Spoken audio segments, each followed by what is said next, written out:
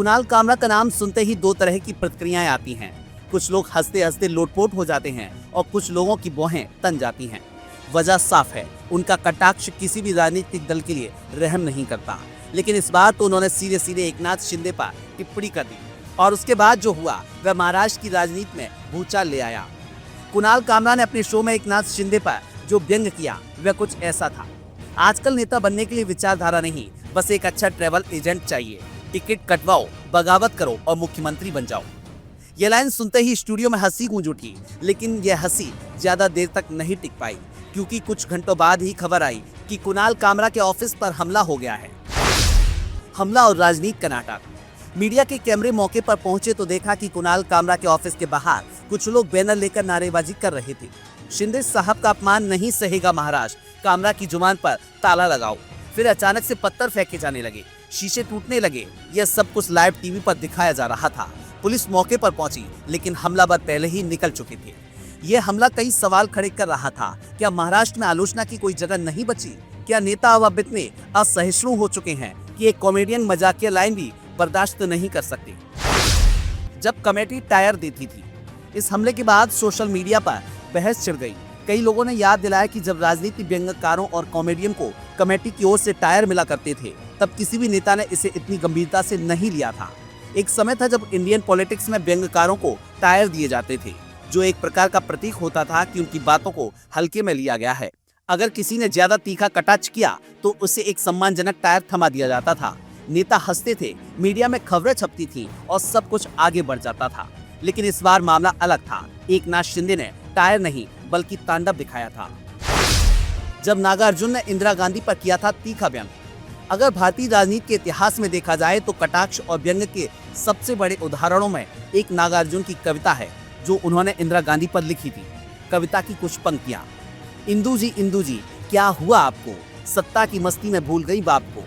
यह व्यंग सीधे इंदिरा गांधी पर हमला था, क्योंकि इंदिरा को सत्ता की भूख के लिए नेहरू की विरासत से अलग जाने वाला बताया गया था। यह कविता उस दौर में एक राजनीतिक विस्फोट की तरह थी, लेकिन तब इंदिरा गांधी ने इस पर कोई हमला नहीं करवाया। उनकी आलोचना हुई, लेकिन उन्होंने सत्ता का इस्तेमाल करके कवि की आवाज दबाने की कोशिश नहीं की।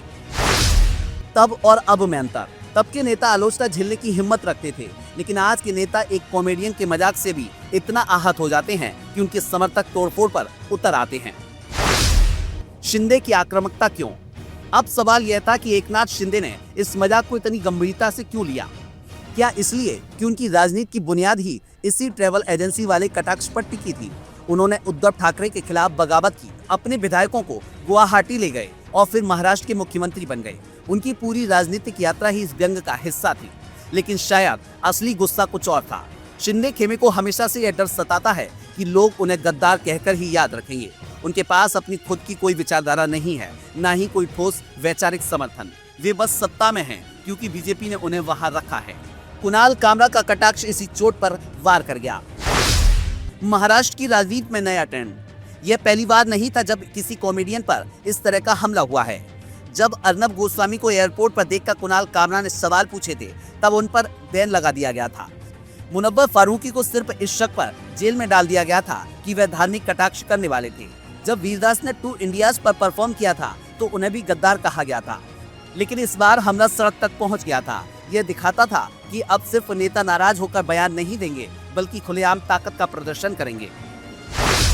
क्या हम सब चुप रहेंगे? कुणाल कामरा इस हमले के बाद क्या करेंगे? क्या वे चुप बैठेंगे? उनका एक ट्वीट आया, सच बोलने की कीमत चुकानी पड़ती है, लेकिन सत्ता में बैठे लोग यह भूल जाते हैं कि इतिहास उन्हीं का मजाक उड़ाता है जो आलोचना से डरते हैं। इस ट्वीट ने फिर से बहस छेड़ दी। क्या अब इस देश में व्यंग्य की जगह नहीं बची?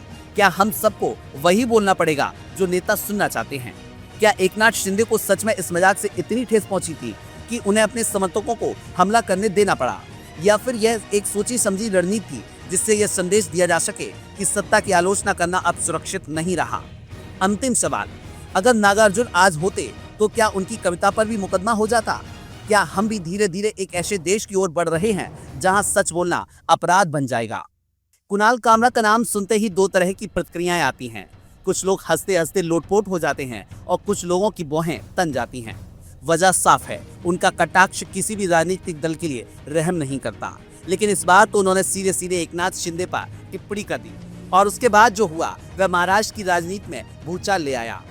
कुणाल कामरा ने अपने शो में एकनाथ शिंदे पर जो व्यंग किया वह कुछ ऐसा था।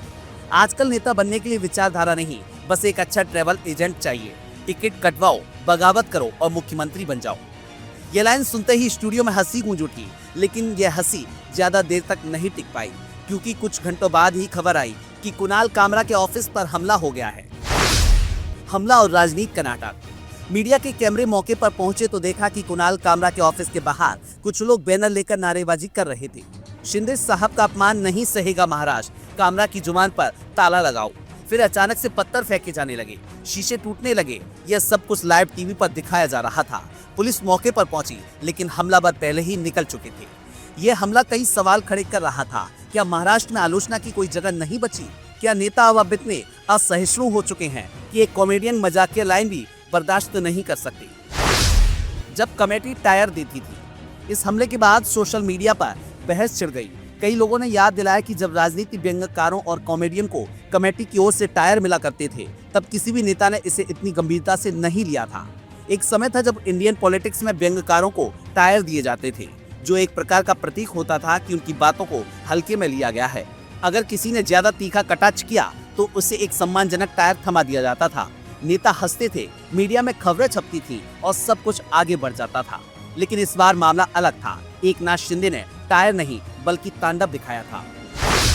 जब नागार्जुन ने इंदिरा गांधी पर किया था तीखा व्यंग। अगर भारतीय राजनीति के इतिहास में देखा जाए तो कटाक्ष और व्यंग के सबसे बड़े उदाहरणों में एक नागार्जुन की कविता है, जो उन्होंने इंदिरा गांधी पर लिखी थी। कविता की कुछ पंक्तियां। इंदु जी क्या हुआ आपको, सत्ता की मस्ती में भूल गई बाप को।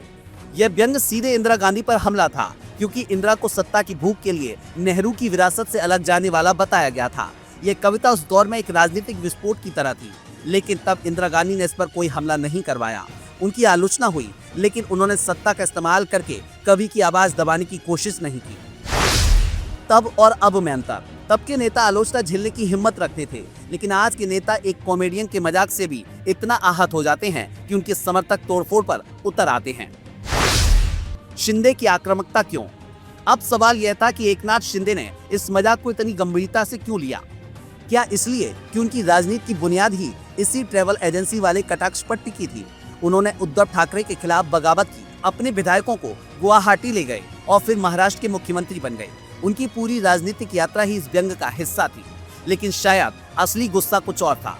शिंदे खेमे को हमेशा से यह डर सताता है कि लोग उन्हें गद्दार कहकर ही याद रखेंगे। उनके पास अपनी खुद की कोई विचारधारा नहीं है, ना ही कोई ठोस वैचारिक समर्थन। वे बस सत्ता में हैं, क्योंकि बीजेपी ने उन्हें वहां रखा है। कुणाल कामरा का कटाक्ष इसी चोट पर वार कर गया। महाराष्ट्र की राजनीति में नया ट्रेंड। यह पहली बार नहीं था जब किसी कॉमेडियन पर इस तरह का हमला हुआ है।